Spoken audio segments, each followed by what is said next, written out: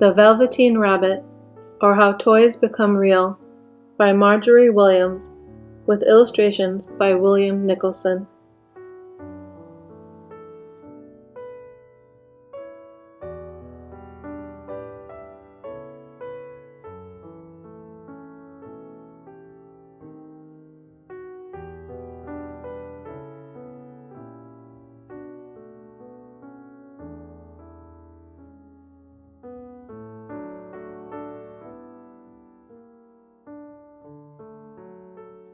There was once a Velveteen Rabbit, and in the beginning he was really splendid.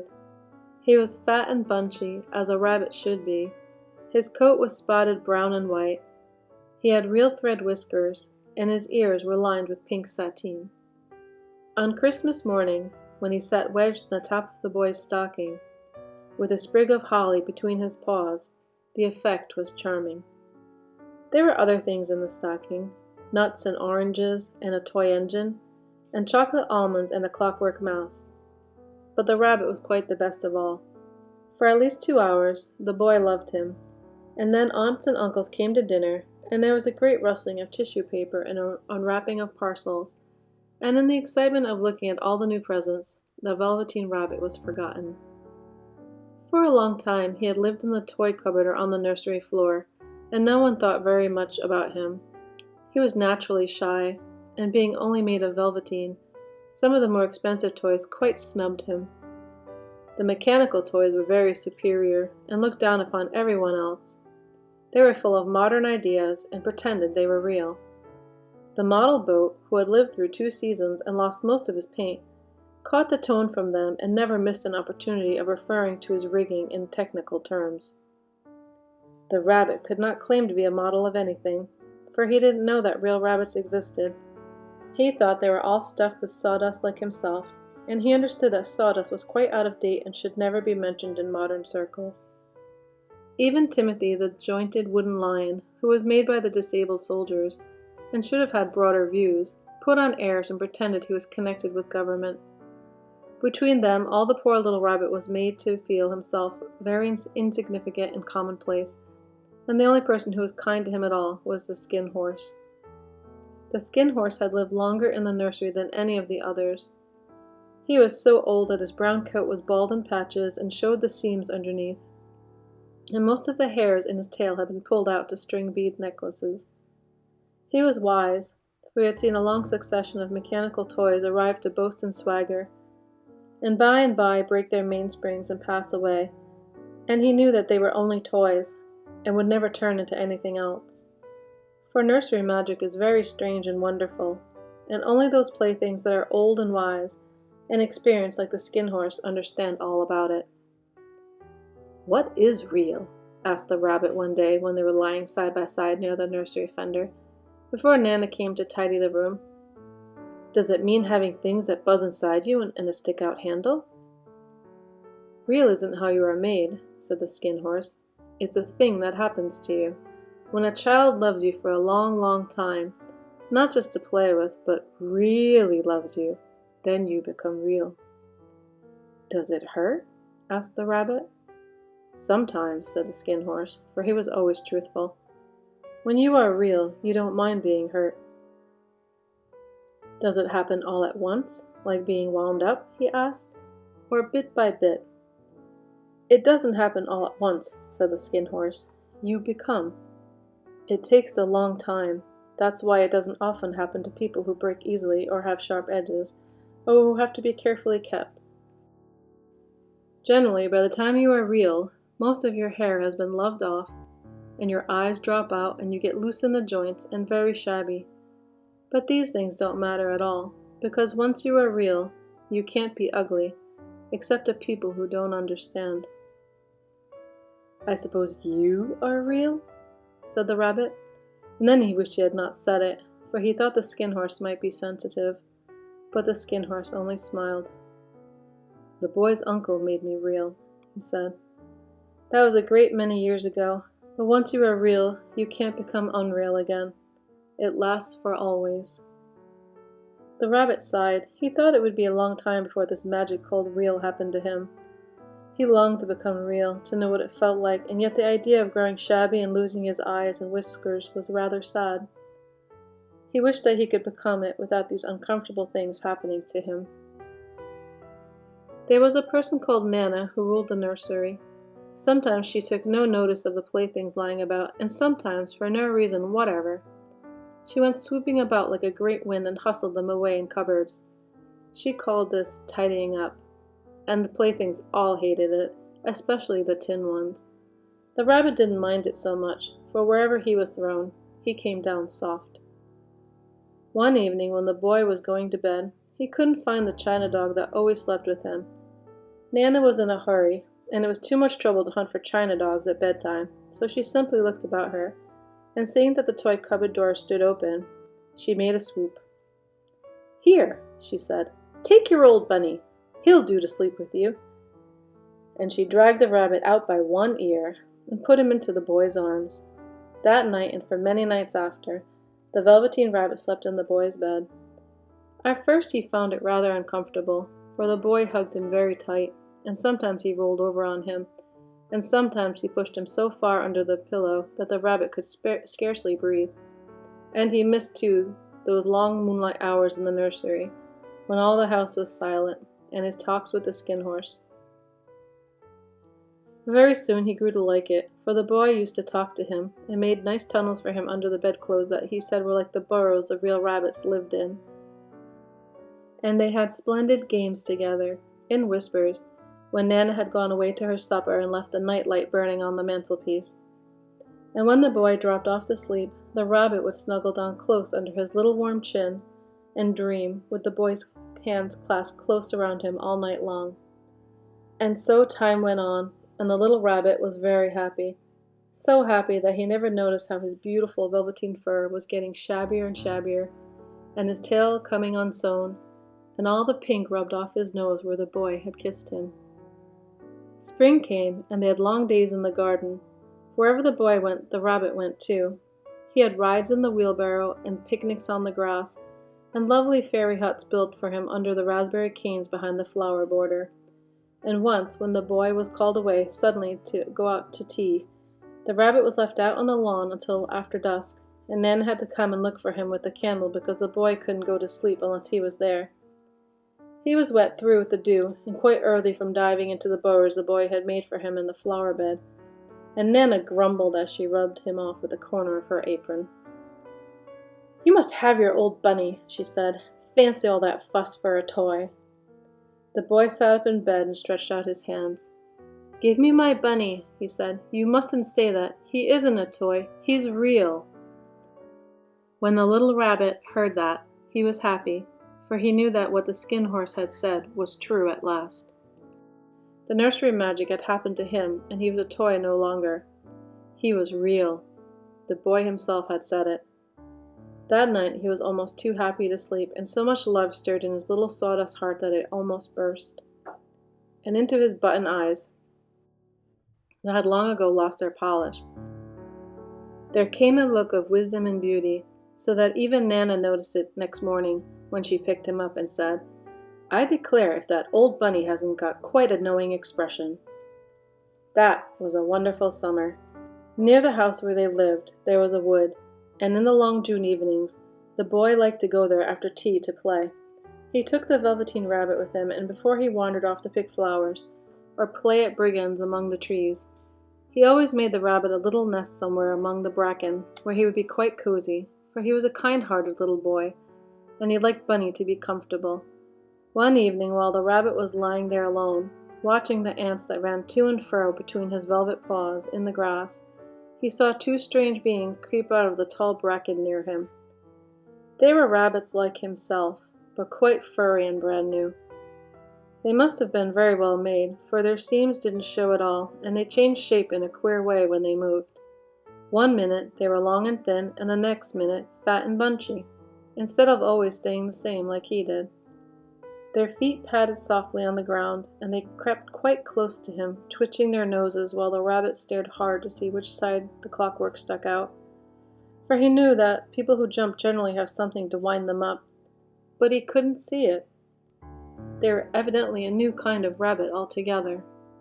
They stared at him, and the little rabbits stared back, and all the time their noses twitched. "Why don't you get up and play with us?" one of them asked.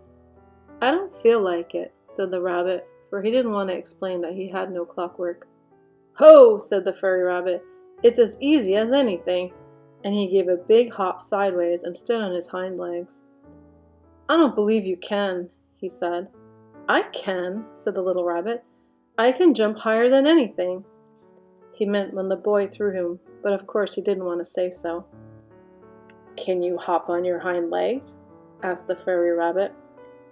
That was a dreadful question, for the Velveteen Rabbit had no hind legs at all. The back of him was made all in one piece, like a pincushion. He sat still in the bracken and hoped that the other rabbits wouldn't notice.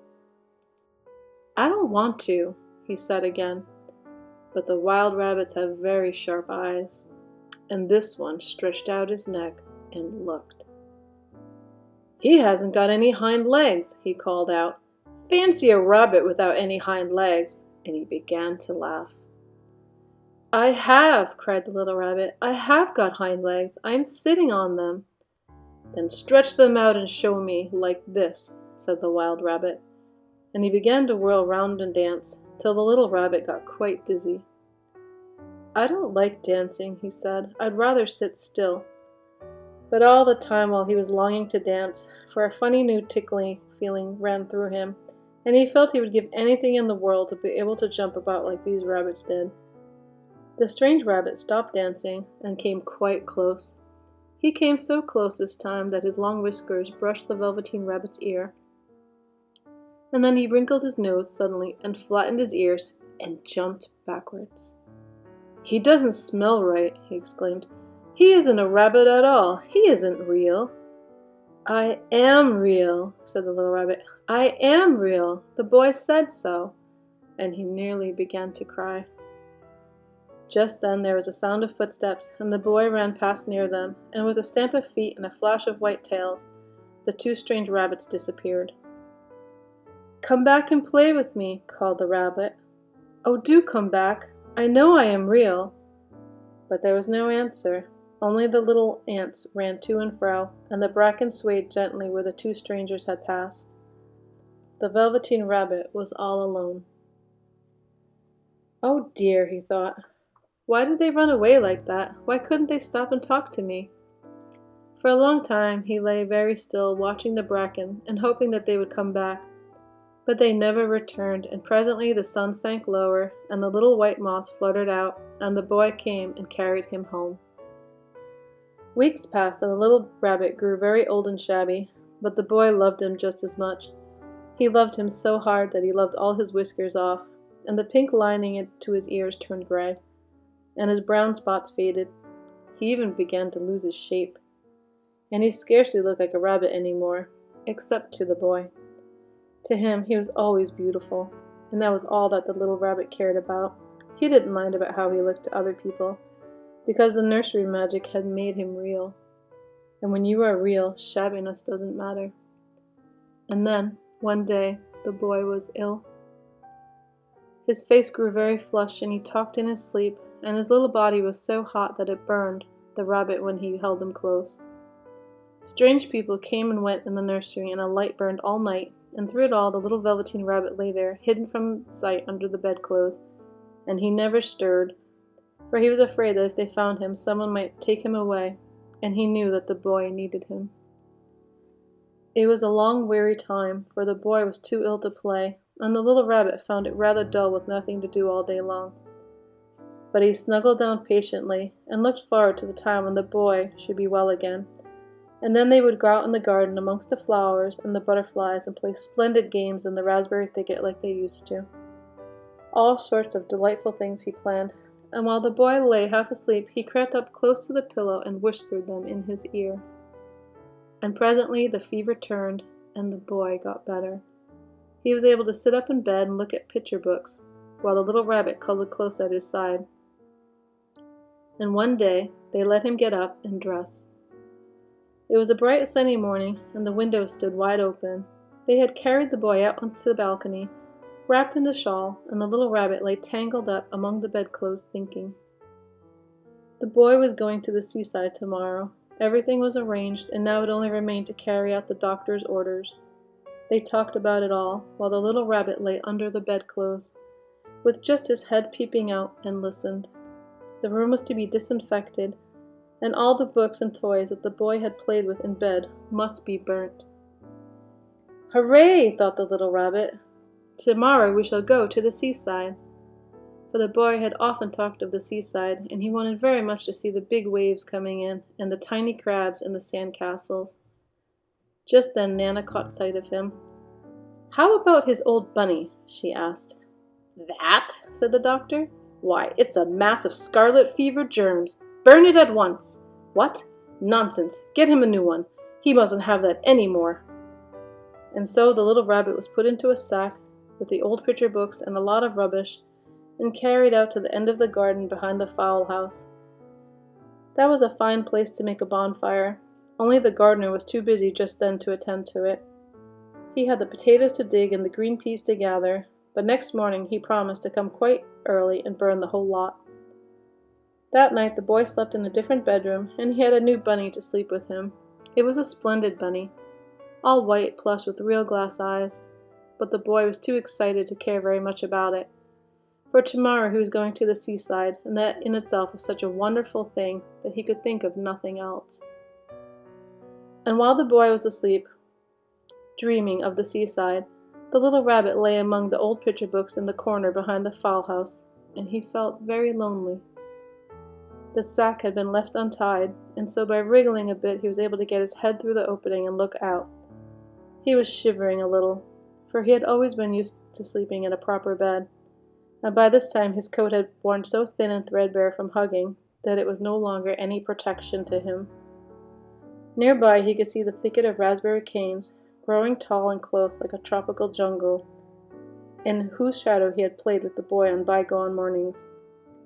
He thought of how those long sunlight hours in the garden, how happy they were, and a great sadness came over him. He seemed to see them all pass before him, each more beautiful than the other. The fairy huts in the flower bed, the quiet evenings in the wood when he lay in the bracken and the little ants ran over his paws, the wonderful day when he first knew that he was real. He thought of the skin horse, so wise and gentle, and all that he had told him. Of what use was it to be loved and lose one's beauty and become real, if it all ended like this? And a tear, a real tear, trickled down his little shabby velvet nose, and he fell to the ground. And then a strange thing happened, for where the tear had fallen a flower grew out of the ground. A mysterious flower, not at all like any that grew in the garden. It had slender green leaves the color of emeralds, and in the center of the leaves a blossom like a golden cup.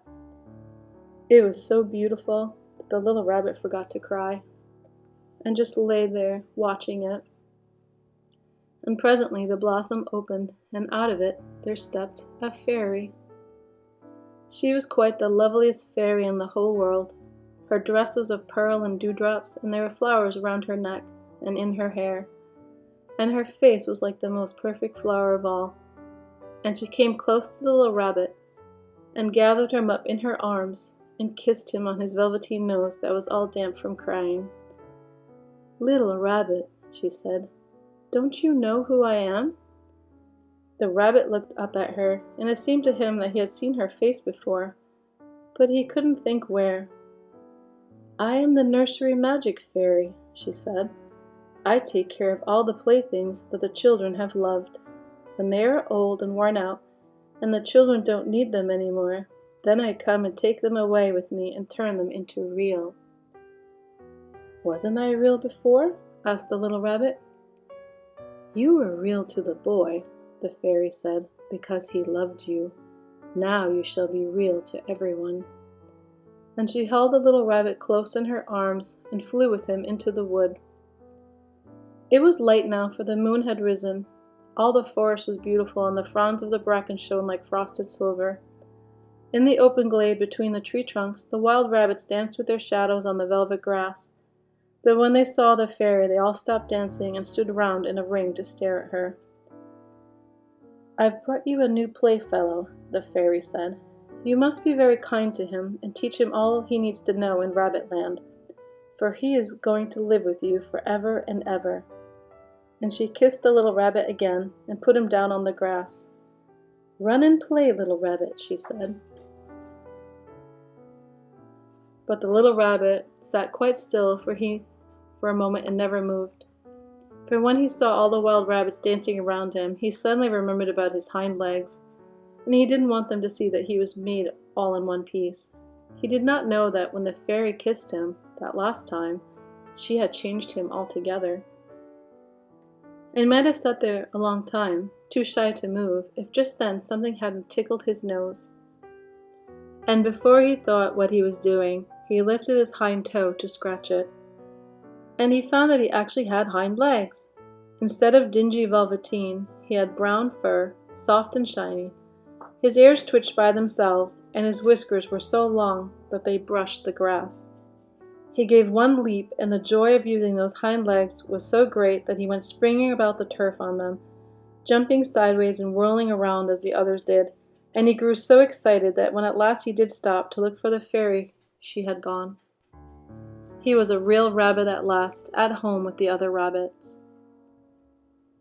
Autumn passed in winter, and in the spring, when the days grew warm and sunny, the boy went out to play in the wood behind the house. And while he was playing, 2 rabbits crept out from the bracken and peeped at him. One of them was brown all over, but the other had strange markings under his fur, as though long ago he had been spotted and the spots still showed through. And about his little soft nose and his round black eyes there was something familiar, so that the boy thought to himself, "Why, he looks just like my old bunny that was lost when I had scarlet fever." But he never knew that it really was his own bunny, come back to look at the child who had first helped him to be real.